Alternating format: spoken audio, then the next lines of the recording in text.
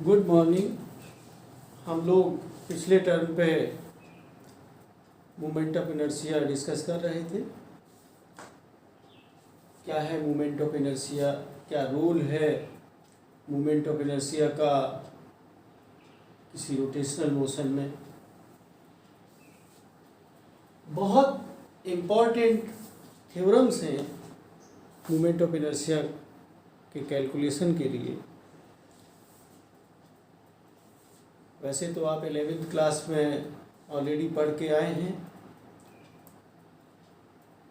Syllabus में है BSc part 1 के।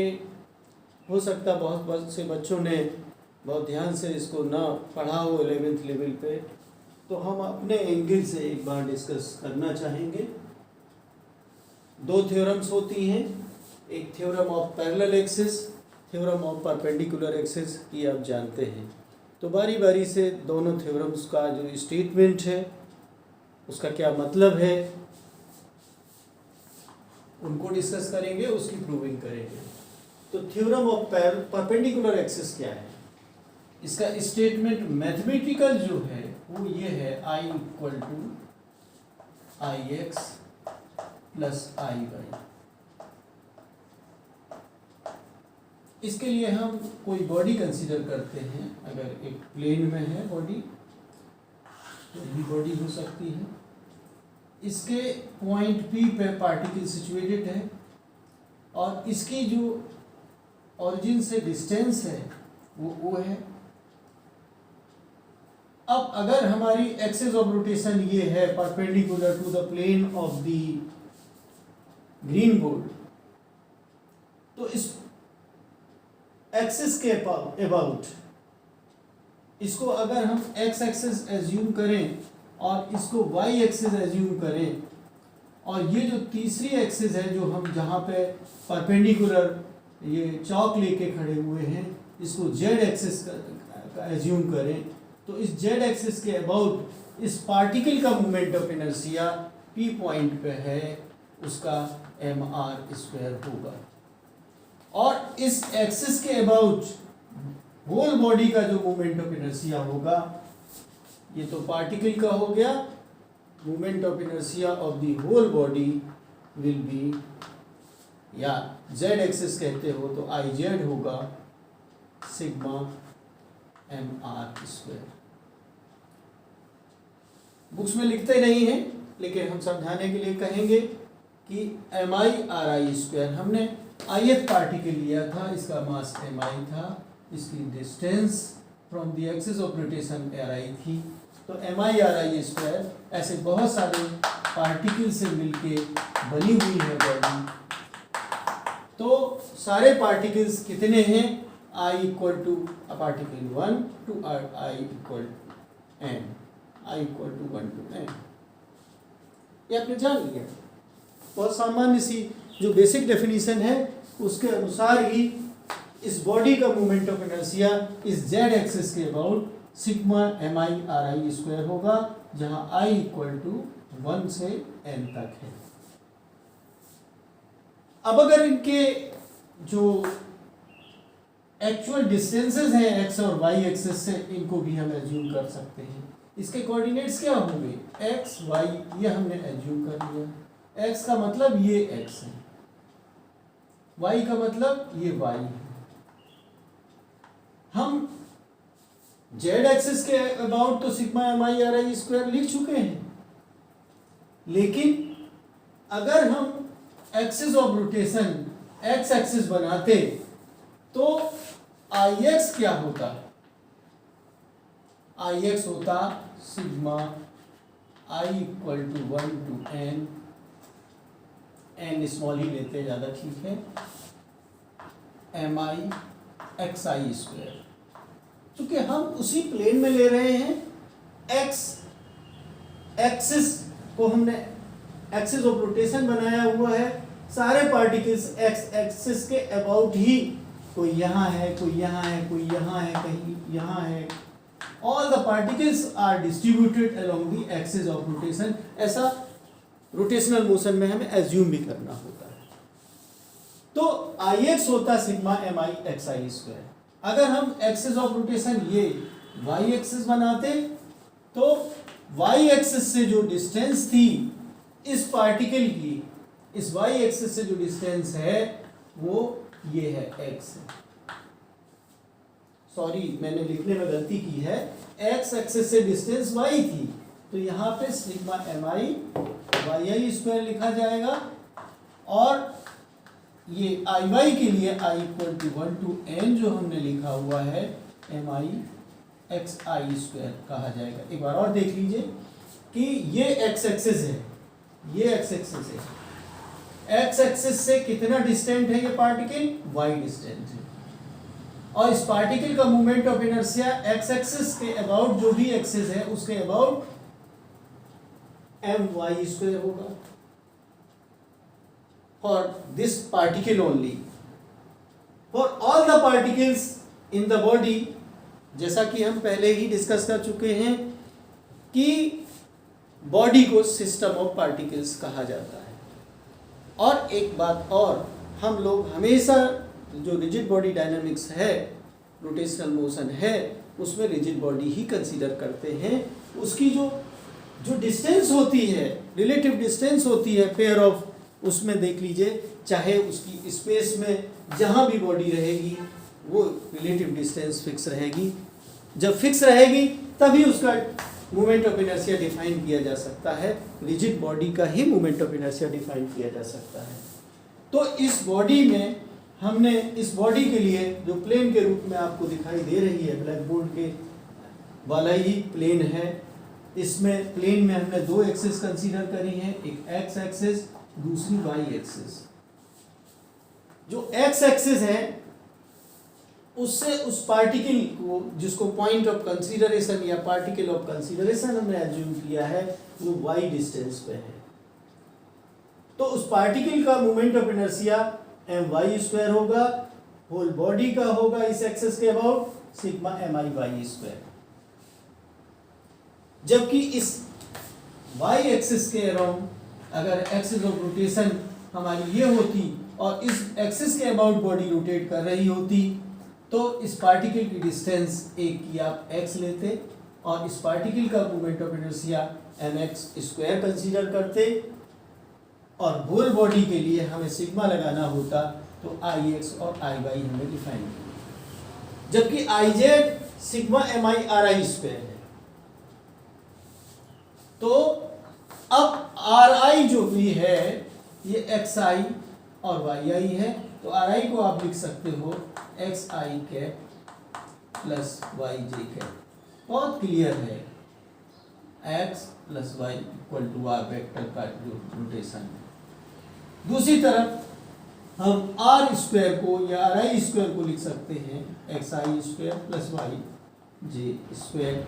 आप मैथमेटिक्स के स्टूडेंट हैं, ये बहुत आसानी से जानते हैं, इस पर हम बहुत ज़्यादा स्ट्रेस नहीं देना चाहते हैं, टाइम की वेस्टेज है। तो आई जेड इक्वल टू हमारा होगा, मैं यहाँ नीचे लिखता हूँ ताकि और ठीक से आप समझ सकें। देयरफॉर ये आप इक्वेशन नंबर 1 कह सकते हो, ये इक्वेशन नंबर 2 कह सकते हो, ये इक्वेशन नंबर 3 हो सकता है। फ्रॉम इक्वेशन 3 को ही आगे बढ़ाते हैं, फिर बाद में हम 1 और 2 से सब्स्टिट्यूट करेंगे। इसको हम क्या करें, और आई जेड इक्वल टू, ये इक्वेशन हम 4 कर लेते हैं, 4 को हम 3 में सब्स्टिट्यूट करेंगे, substituting the value of substituting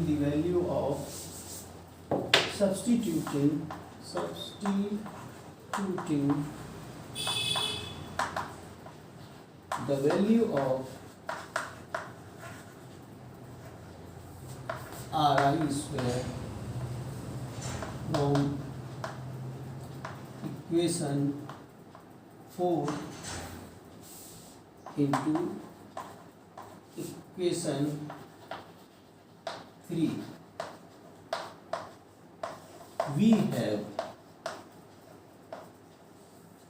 Ij equal to sigma I equal to 1 to n mi. Now substitute Ri square equal to xi square plus Y J square. X I cap लिया था, आई जे हमने notation ले लिए हैं क्योंकि ith particle है, problem नहीं है। इस तरीके से नाउ यू कैन एक्सपेंड और I Z equal to Z axes, क्योंकि 3 डायमेंशनल बॉडी होती है और 3 एक्सेस पॉसिबल है। एक एक्स एक्सेस पॉसिबल है, दूसरी वाई एक्सेस पॉसिबल है, तीसरी जेड एक्सेस पॉसिबल है। हमने एक्स एक्सेस को कंसीडर किया तो बॉडी का moment of inertia theoretically sigma M I Y I square, और जब हमने वाई एक्सेस कंसीडर करी तो उसका मोमेंट ऑफ इनर्शिया डिफाइन किया जा सकता है sigma M I X I square. अगर हम इसी को जेड एक्सिस के अलोंग रोटेशनल एक्सिस हम एज्यूम कर लें तो उसका moment of inertia sigma M I R I square होगा। R I square equal to X I square plus Y I J square. बहुत साधारण सी बात है मैथमेटिक्स से, इतनी वेक्टर तो शायद 9th में ही जानते हैं। तो हमने इसमें सब्स्टिट्यूट कर दिया और ये बना sigma I equal to 1 to n sigma M I X I square plus sigma I equal to 1 to n sigma M I Y I square. I है, दोनों ही आई है, ith पार्टिकल को रिप्रेजेंट करने के लिए क्या हुआ है। अब आप देखिए sigma M I X I square क्या है, 2 से आप देख सकते हो ये आई वाई है, और sigma M I Y square 1 है। तो substituting the values of sigma और फ्रॉम इक्वेशंस 1 to इसको इक्वेशन आप 5 कह सकते हो, substituting the values of sigma M I X I square, या ये सब लिखने की जरूरत ही नहीं है, आप सीधे सीधे from equations 1, 2 and 5, from equations 1, 2 and 5, it is very easy to write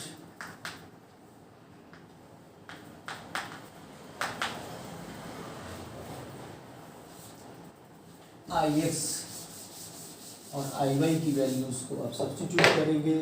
left hand side में आई जेड ही रहेगा, ये आई वाई है, ये आई जेड आई एक्स। इसी को आप ऐसे भी लिख सकते हो आई जेड, चूँकि लिखने में आई वाई प्लस आई एक्स खराब लगता है, आई एक्स प्लस आई वाई अच्छा लगता है, तो हमने ये लिख दिया और ये इक्वेशन 6 हो गई। और which is the required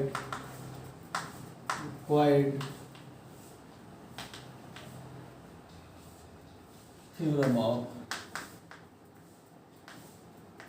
perpendicular axis theorem। Perpendicular axis equation आप इसको कह सकते हो। अगर दूसरे अंदाज से किस अंदाज में चले तो स्टेटमेंट ये है कि the body movement of inertia of the body is defined, can be considered as the sum of moment of inertia of other two, the moment of inertia of the body about two other mutually perpendicular axes. Sum of the moment of inertias of the body about two mutually perpendicular axes. You have 3 mutually perpendicular axes. One is z axis, second is I axis, and third is y axis. तो moment of inertia of the body of a in plane laminar form, उसको समझना आसान है। The moment of inertia about z axis is equal to the moment of inertia, sum of the moment of inertia about x axis and y axis respectively. Statement आप book से रट लीजिएगा। Proving हमने समझा दी है, आप कर सकते हो। ये हुई थ्योरम ऑफ परपेंडिकुलर एक्सिस। इसमें और ज़्यादा बताने को नहीं है। बहुत से बच्चे 11th स्टैंडर्ड में ही बहुत अच्छे से पढ़ के आए होंगे, ठीक है, वो जानते हैं, लेकिन उनका रिवीजन हमारे साथ हो गया, सिलेबस में है, आपने उसको पक्का कर लिया है, अच्छी बात है। अब जो दूसरी थ्योरम है वो है theorem of parallel axis. Theorem of parallel axis.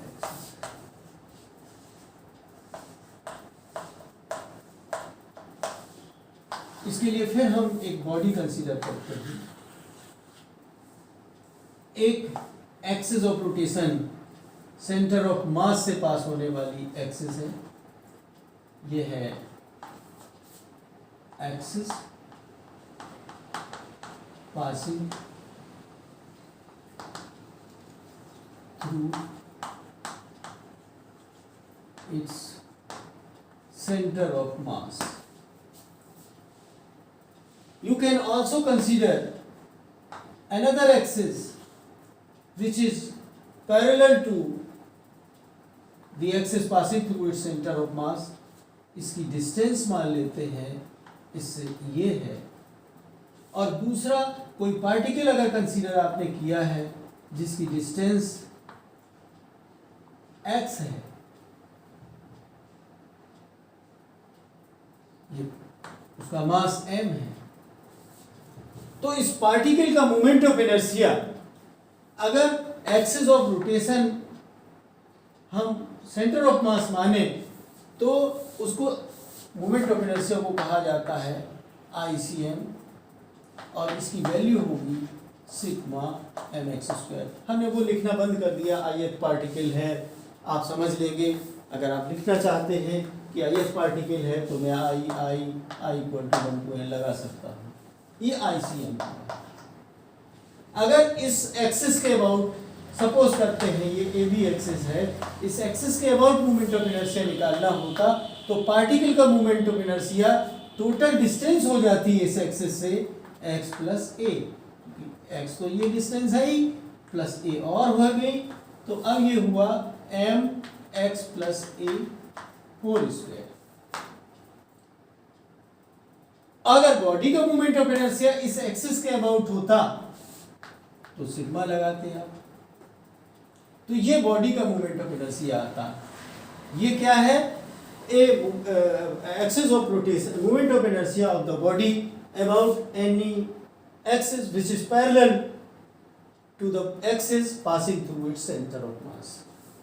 ये तो आप जान गए हैं कि एक्सिस ऑफ रोटेशन चेंज होने से बॉडी का मोमेंट ऑफ इनर्शिया चेंज हो जाता है। ये उस थ्योरम में भी आपने देखा, एक्स एक्सिस बॉडी वही थी, एक्स एक्सिस के about moment of inertia sigma my² आया था, y एक्सिस के अलोंग सिग्मा mx² आया था, z के अलोंग सिग्मा mr² आया था, जिसको हमने देखा कि वो सिग्मा mx² + सिग्मा my² के बराबर आ रहा था, यानी IZ = Ix + Iy था। If the axis of rotation has changed, moment of inertia of the same body has also changed। ये बिल्कुल क्लियर हो गया। तो इस पार्टिकल का जो कि m मास का है, जिसकी डिस्टेंस इस AB एक्सिस ऑफ रोटेशन से x + a डिस्टेंस है, उस बॉडी का moment of inertia sigma mx + a का होल स्क्वायर होगा। इसको हम ओपन करते हैं, I = सिग्मा m और ब्रैकेट में x² + a² + 2xa आएगा, और ओपन करते हैं तो sigma mx² + sigma ma² + sigma m × 2 बाहर कर लेते हैं और xa। अब ये जो सिग्मा mx² लिखा हुआ है, इसको तो हम ICM मानते हैं, और जब ये a, देखिए x वेरिएबल है, पार्टिकल हमारा यहाँ भी कंसीडर किया जा सकता था, यहाँ भी कंसीडर किया जा सकता है, लेकिन सारे वो पार्टिकल से मिलके बनी है, ये एक्स वेरिएबल है। लेकिन एक्सिस ऑफ रोटेशन हमने डिफाइन सेंटर ऑफ मास से कर रखी है, और दूसरी एक्सिस ऑफ रोटेशन जो कि ए डिस्टेंस पे है ये फिक्स है, और जिसके अबाउट बॉडी का मूवमेंट ऑफ इनर्शिया हमको निकालना है या डिफाइन करना है। तो इसमें ए कांस्टेंट है, तो ए स्क्वायर सिग्मा एम हो गया। इसी तरीके से यहाँ पे 2 और ए कांस्टेंट है जो कि बाहर लाए जा सकते हैं, 2a सिग्मा एम एक्स यहाँ बचेगा, एक्स इज वेरिएबल, और यहाँ पे हो गया इसी को, और I equal to I C M plus ये सिग्मा एम का मतलब है sigma M I equal to 1 to M. Body कितने पार्टिकल से मिलकर बनी है? n पार्टिकल से।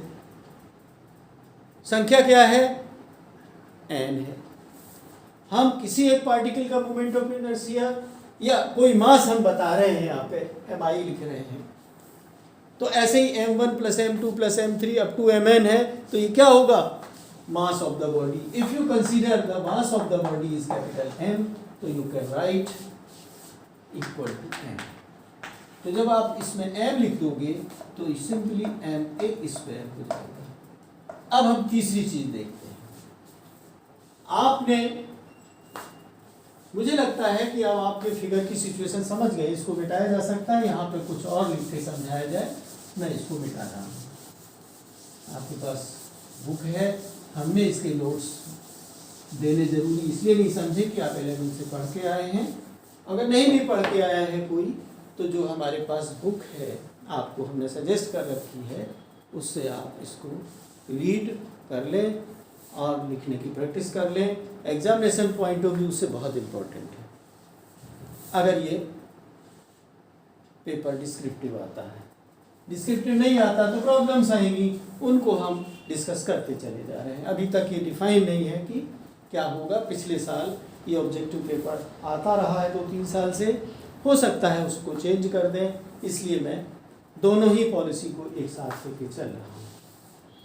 अब आप देखिए, आपने मूवमेंट ऑफ फोर्स पढ़ा है, मूवमेंट ऑफ फोर्स पढ़ा है,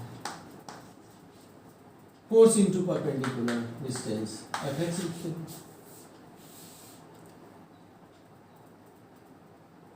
ऐसे ही किसी भी चीज का मूवमेंट हो सकता है, किसी प्रॉपर्टी का, किसी पैरामीटर का। ये मूवमेंट ऑफ मास भी होता है, मूवमेंट ऑफ मास। ये मास इनटू डिस्टेंस होता है mx। अब जैसे कि ये बॉडी थी, अब ये x डिस्टेंस पे है और मास m है, तो ये जो mx है ये मूवमेंट ऑफ मास रिप्रेजेंट करेगा। पार्टिकल तो हमने ये सेलेक्ट किया हुआ है, चूज किया हुआ है। ये मास का फैलाव यहाँ से लेके सेंटर ऑफ मास से लेके दूर तक है, यहाँ भी है, यहाँ भी है, यहाँ भी है, यहाँ भी है। All masses are constitute masses are distributed about this axis of rotation। हम पार्टिकल 1 कहें तो सिग्मा m1x1 होगा, पार्टिकल 2 कहें तो movement of mass sigma m2x2 होगा, ith के लिए सिग्मा mi होगा, nth के लिए mn होगा। तो sum of movements of masses sigma mi जैसा कि आप जानते हैं कि जो एक्सिस है इसके अबाउट ही इसका डिस्ट्रीब्यूशन है और इसका टोटल मास इस पे कॉन्सेंट्रेट है सेंटर ऑफ मास से। सेंटर ऑफ मास से पास हो रही है, तो ये बहुत स्वाभाविकता है कि जो सम ऑफ मूवमेंट्स ऑफ मासेस है वो बॉडी का वो 0 होगा, क्योंकि जो भी हमारा सम आएगा मूवमेंट्स ऑफ मासेस का वो 0 हो जाएगा, बिकॉज सेंटर ऑफ मास से पास हो रही है एक्सिस और सारा मास वहाँ पर रिप्रेजेंट कर रहा है। इंडिविजुअल मासेस का फैलाव हो सकता है, कोई प्लस में है तो कोई माइनस में है, तो मतलब इसमें जो वेक्टर के हिसाब से माइनस डिस्टेंस हो जाएगी, प्लस हो जाएगी, मासेस कम ज़्यादा होंगे, क्योंकि हम सेम मास नहीं मान के चलते हैं। M1 M2 M3 सब अलग अलग इंडिविजुअल लेते हैं, तभी तो हम M को बाहर नहीं निकालते। तो कुल मिला के मूवमेंट्स ऑफ मासेस का सम 0 होगा, और इस टर्म को 0 करते हैं और ये I इक्वल टू हो जाता है ICM plus MA²। This is theorem of parallel axis. Statement wise हम क्या कहेंगे? Moment of inertia of the body about any arbitrary axis is equal to which is parallel to the axis passing through its center of mass। माने axis को हम बताना पड़ेगा। Movement, ये कौन सा मूवमेंट ऑफ इनर्शिया है? Movement of inertia of the body about an axis which is parallel to the axis passing through its center of mass। The moment of inertia about that axis is given by the moment of inertia about its center of mass and product of mass with distance between the two axes square। तो ये दो theorems हैं, theorem of parallel axis और theorem of perpendicular axis. अब इनके जो uses हैं theorem को यूज करने के डिफरेंट जगहों पे, इसको मैं अब समझाने की कोशिश कर रहा हूँ। मैं दो ही एग्जाम्पल लूँगा और उसके बाद और दूसरी बातें बताएंगे। तो सिंपलेस्ट एग्जाम्पल होंगे जिनसे आपको जल्दी से समझ में आ जाए। आपने पढ़ा है कि रिंग का मूवमेंट ऑफ इनर्शिया, मैं रिंग यूं बनाता हूं, जो प्लेन होता है रिंग, उसके परपेंडिकुलर किसी एक्सिस के अबाउट अगर उसका मास m है और उसकी जो रेडियस है वो r है, तो प्लेन ऑफ द डिस्क के, ये डिस्क तो नहीं है जो मैं आपको दिखा रहा हूँ, ये डायरी है। सपोज करिए कि ये डिस्क है, सर्कुलर मोटाई होती है डिस्क में भी। तो इस प्लेन ऑफ द डिस्क के, डिस्क नहीं सॉरी, मैं रिंग एज्यूम करता हूँ। आप कुकर की ढक्कन में जो रिंग लगती है उस तरीके से नहीं मान लीजिए, और उसके जो परपेंडिकुलर है प्लेन के, प्लेन तो आपकी ये बनी, ये प्लेन है, इसके एक्सिस के अबाउट इसका मूवमेंट ऑफ इनर्शिया होता है I इक्वल टू mr²। आपने पढ़ा, कोई प्रॉब्लम नहीं, डिफाइन किया है। लेकिन अगर एक्सिस ऑफ रोटेशन आप चेंज कर दें, यही रिंग है और उसी प्लेन में एक्सिस ऑफ रोटेशन है, इस एक्सिस के अबाउट निकालें, तो मोमेंट ऑफ इनर्शिया आपको मैं दिखा रहा हूं कि अलग अलग होता है। Moment of inertia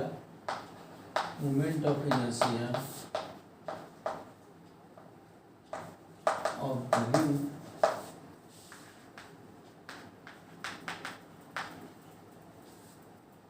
about an axis passing through its center of mass and perpendicular to the plane of the ring is I equal to mr²। ये हमने पहली बात की। दूसरी बात है moment of inertia of the ring about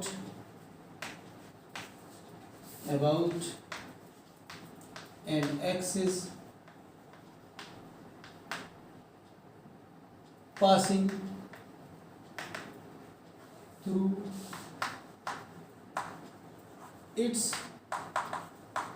center of mass, but in the plane of the ring, इसको हम मान सकते हैं that is moment of inertia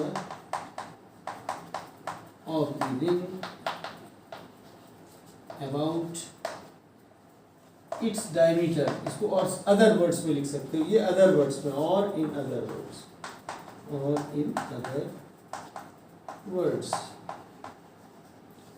about its diameter. ये जो हमने बनाया है डायमीटर है, डायमीटर के अलोंग ही हमारी एक्सिस ऑफ रोटेशन है, एक्सिस ऑफ रोटेशन है ना। तो ये हो गया।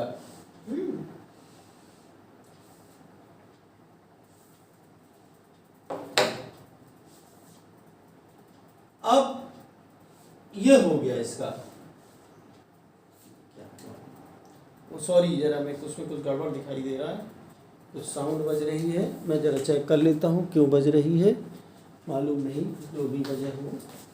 तो अब मैं फिर स्टार्ट करता हूँ। In other words, moment of inertia of the ring about its diameter, it is either Y axis, you can consider करिए, अगर थ्योरम ऑफ परपेंडिकुलर एक्सिस का इस्तेमाल करना चाहते हो, ये आई एक्स मान लीजिए, चूँकि यूनिफॉर्मली डिस्ट्रीब्यूटेड है, जैसे कि एक्स एक्सिस के अलोंग है वैसे वाई एक्सिस के अलोंग है, तो आप ये मान सकते हो कि I X equal to I Y equal to आप आई कह सकते हो, और ये जो परपेंडिकुलर आपने डिफाइन करी है वो आई जेड मान सकते हो। तो इसके अबाउट हम आई मान लेते हैं, डायमीटर के अबाउट, और दूसरे डायमीटर के अबाउट भी आई मान सकते हो। इन दोनों को जो टोटल करेंगे वो जेड एक्सिस के अबाउट कहलाएगी, ये आई जेड कहलाएगी, और I Z equal to 2i कहलाएगा, और i equal to I Z by 2 होगा, और I Z M R square है, तो M R square by 2। Therefore the moment of inertia of the ring about its diameter is about its diameter is M R square. ये आपने इसका application theorem of perpendicular axis का देखा। एक plane का moment of inertia, एक ring का moment of inertia,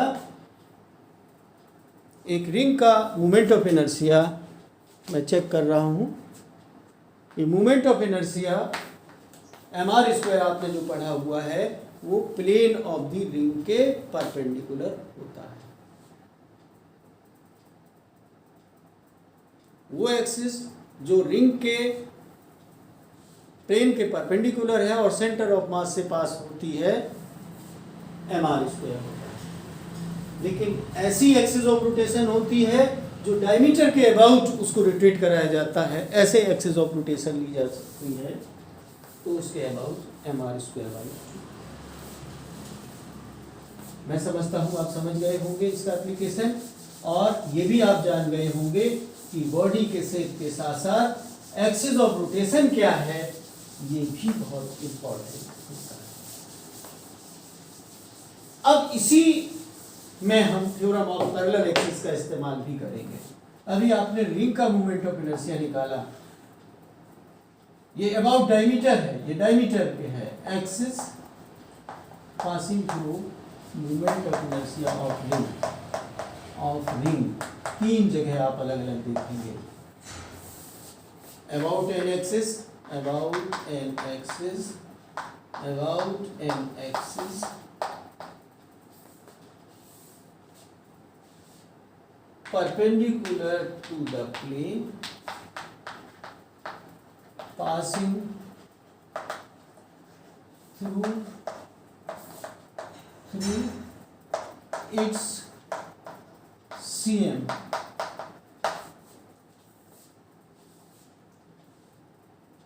to the plane passing through its center of mass. I equal to m r square। Phone क्यों गड़बड़ कर रहा है, कुछ कर रहा है क्या? तो ये perpendicular to the plane passing through its centre of mass, this is I equal to m r square. अब अगर about an axis passing through its centre of mass है, passing through its centre of mass है, लेकिन but it is along diameter है, तो ये I equal to mr²/2। ये अभी अभी हमने आपको समझाया। एक तीसरी हम और सिचुएशन ले रहे हैं कि अगर हम सर्कमफ्रेंस को टच करते हुए एक कोई एक्सिस ऑफ रोटेशन बनाते हैं और उसी प्लेन में है, तो निश्चित रूप से इनके बीच की जो सेपरेशन है वो R होगी। तो ये हम सपोज करते हैं AB एक्सिस है, इसके अबाउट मोमेंट ऑफ इनर्शिया निकालना चाहते हैं, तो इसमें आप थ्योरम ऑफ पैरेलल एक्सिस लगानी पड़ेगी। ये ICM प्लस m² लिखा जाएगा। तो ICM तो हमारी mr²/2 है अबाउट डायमीटर, और अब m a² की जगह r² लिखेंगे। दोनों को जब ऐड करेंगे तो 3m r²/2। तो आप देख रहे हैं कि आपने रट रखा था कि moment of inertia of the ring mr² होता है। आप जब हमने पहले पार्ट में थ्योरम ऑफ परपेंडिकुलर एक्सिस का इस्तेमाल किया, अबाउट डायमीटर निकाला, तो ये mr²/2 आया। जबकि दूसरे वाली स्थिति में, जो कि सर्कमफ्रेंस को टच करने वाली थी लेकिन डायमीटर के अबाउट जो एक्सिस थी उसके अबाउट ये 3mr²/2 आया। मैं आपको एक चौथा केस और बताना चाहता हूं। यही रिंग है, लेकिन पहले आपने कहा कि जो हमारी रिंग है उसके प्लेन के परपेंडिकुलर सेंटर ऑफ मास से पास होने वाली एक्सिस के अबाउट इसका मोमेंट ऑफ इनर्शिया mr² होता है। लेकिन उसी परपेंडिकुलर में अगर आप इसको डायमीटर को टच करते हुए उसके पैरेलल एक्सिस इस्तेमाल करते हो, तो यहाँ भी डिस्टेंस r होगी, और इस एक्सिस के अबाउट CD एक्सिस हम मान लेते हैं, तो I about CD axis will be mr² plus इनके बीच की डिस्टेंस के हिसाब से थ्योरम ऑफ पैरेलल एक्सिस के हिसाब से ICM प्लस MA² अप्लाई करेंगे तो mr² भी हो जाएगा, यानी कि 2mr² आएगा। अब आप समझ रहे होंगे कि थ्योरम ऑफ पैरेलल एक्सिस और थ्योरम ऑफ परपेंडिकुलर एक्सिस का क्या इस्तेमाल और कैसे करना है। एक ही रिंग का मोमेंट ऑफ इनर्शिया आपने देखा mr² भी निकल रहा है, 2mr² भी निकल रहा है, mr²/2 भी निकल रहा है, 3mr²/2 भी निकल रहा है। इसको हम ये एक्सिस ऑफ रोटेशन बना सकते हैं। r/2 डिस्टेंस पे अगर हमारी पैरेलल एक्सिस है तो mr² नहीं mr/2 का होल स्क्वायर निकालते, तो mr² प्लस mr²/4 भी करते आप, तो 5/4 mr² निकलता है।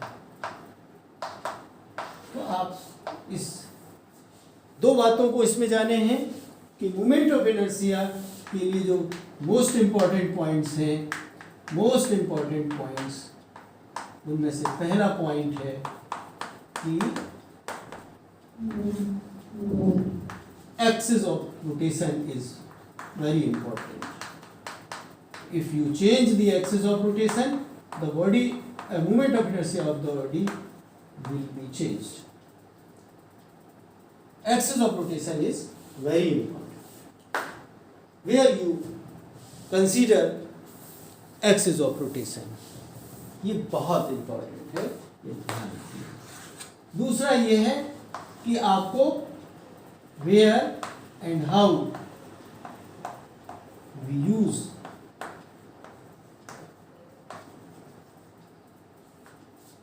the theorems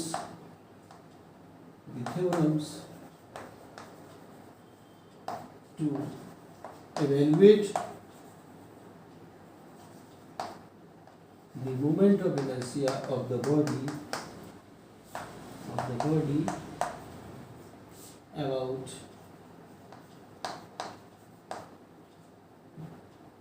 an axis as directed।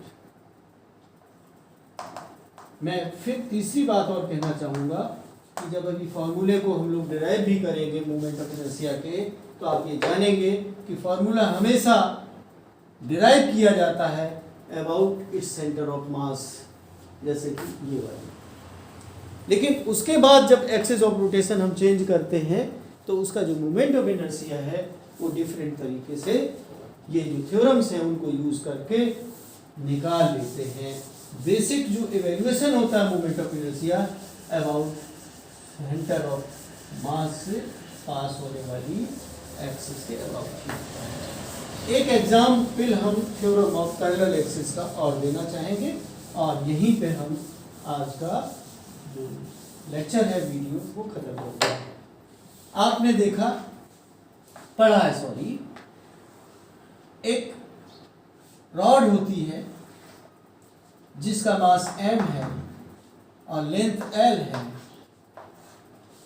और इसका moment of inertia perpendicular to the length of the rod, thin rod,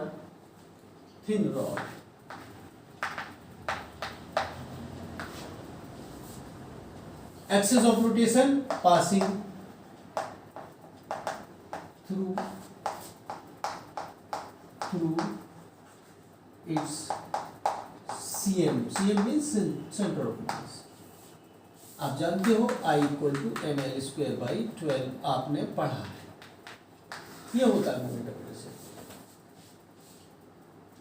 हम एक्सिस ऑफ रोटेशन इसके किनारे ले आना चाहते हैं। About an axis passing its end and parallel to the axis passing through its center of mass, इसके about कितना होगा? आप थ्योरम ऑफ पैरेलल एक्सिस लगाइए, ये डिस्टेंस कितनी है l/2, तो I इसके अबाउट जो आएगा वो ICM प्लस MA² होता है। ICM आपका ml²/12 है और यहाँ पे m इंटू l/2 का होल स्क्वायर, यानी क्या हुआ ml²/12 plus m into l²/4। 4 आप LCM लोग 12 LCM लोगे तो m l² प्लस 3l², ये हुआ 4 ml²/12 3 ml²/3। यानी वही जो फॉर्मूला आपने पढ़ा था कि किसी थिन रॉड का मोमेंट ऑफ इनर्शिया ml²/12 होता, ये रटा हुआ था, लेकिन आप पीछे पलट के देखेंगे तो आपको पता चलेगा वहाँ भी एक्सिस ऑफ रोटेशन की बात करी गई होगी कि थिन रॉड का उस एक्सिस के अबाउट जो कि उसकी लेंथ के परपेंडिकुलर है और सेंटर ऑफ मास से पास होती है, उसका फॉर्मूला ml²/12 होता है। If you change the axis of rotation the moment of inertia formula will be changed. अगर ये यहाँ ना होती l/4 डिस्टेंस पर होती, यहाँ होती और ये सेपरेशन l/4 होता, लेकिन parallel to the defined axis है तो उसमें यहाँ l/4 का होल स्क्वायर निकालते, यहाँ 16 आता, फिर LCM निकालते। अब एग्जाम्पल के लिए एक ही दो वैल्यू बतानी जरूरी होती है, एक को आप देखिए। इन्हीं पे बेस्ड प्रॉब्लम्स में हेर फेर होता है और ये प्रॉब्लम्स ऑब्जेक्टिव टाइप के पेपर्स में आती हैं। तो आप अभी आपने दोनों थ्योरम्स के स्टेटमेंट को समझा, उनकी प्रूविंग समझी और उनके एप्लीकेशन को समझा। अब जो नेक्स्ट वीडियो है उसमें हम ये जैसे कि ये रॉड है, इसका मोमेंट ऑफ इनर्शिया कैलकुलेट करना सिखाएंगे। लेकिन एक शुरुआत में आपको मोमेंट ऑफ इनर्शिया की, क्योंकि वीडियो बहुत बड़ा नहीं बन रहा है ये वाला, तो थोड़ी सी बात बता देते हैं ताकि आगे हमें ज़्यादा बताने का स्पेस मिल जाए। आपने पढ़ा कि मोमेंट ऑफ इनर्शिया बॉडी का डिफाइन जो किया जाता है, हमने कहा I equal to sigma mr² कहा जाता है, यानी I equal to 1 to n general way में लिखते हैं, या फिर हम डायरेक्टली हैबिट में आ जाता है, मतलब अंडरस्टूड होता है, हम सिंपली mr स्क्वायर लिख देते हैं। एक तीसरा तरीका है बॉडी के होल मास को दिखाने का, I इक्वल टू mk²। ये भी आपने पढ़ा।